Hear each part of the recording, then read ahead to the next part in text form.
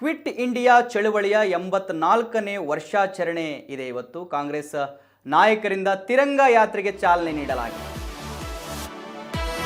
Quit India ಚಳುವಳಿಯ 84ನೇ ವರ್ಷಾಚರಣೆ ಕಾಂಗ್ರೆಸ್ ನಾಯಕರಿಂದ ತಿರಂಗ ಯಾತ್ರೆಗೆ ಚಾಲನೆ ನೀಡಲಾಗಿದೆ. ತಿರಂಗ ಯಾತ್ರೆಗೆ ಚಾಲನೆ ನೀಡಿದ್ದಾರೆ ಬಿಕೆ ಹರಿಪ್ರಸಾದ್ ಅವರು. ಮೌರ್ಯ ಸರ್ಕಲ್ ಬಳಿ ಗಾಂಧಿ ಪ್ರತಿಮೆಗೆ ಮಾಲಾರ್ಪಣೆ ಮಾಡಲಾಗಿದೆ. ಮಾಲಾರ್ಪಣೆ ಬಳಿಕ ಕೆಪಿಸಿಸಿ ಅಧ್ಯಕ್ಷರಿಂದ ಚಾಲನೆ ಕೊಡಲಾಗಿದೆ.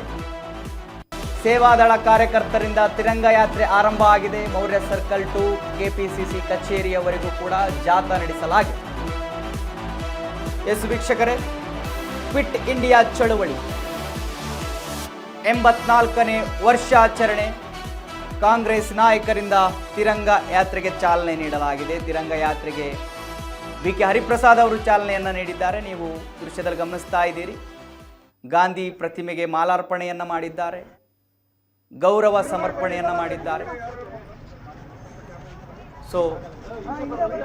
ಸೇವಾದಳ ಕಾರ್ಯಕರ್ತರಿಂದ ತಿರಂಗ ಯಾತ್ರೆ ಆರಂಭ ಆಗಿದೆ. ಮೌರ್ಯ ಸರ್ಕಲ್ ಟು ಕೆಪಿಸಿಸಿ ಕಚೇರಿಯವರೆಗೂ ಜಾಥಾವನ್ನು ನಡೆಸಲಾಗಿದೆ. ನೀವು ದೃಶ್ಯದಲ್ಲಿ ಗಮನಿಸ್ತಾ ಇದ್ದೀರಿ.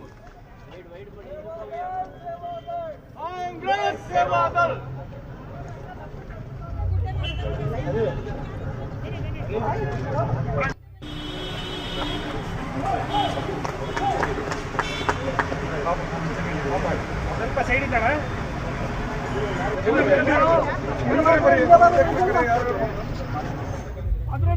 ಸೇವಾದಳ ಬನ್ನಿ,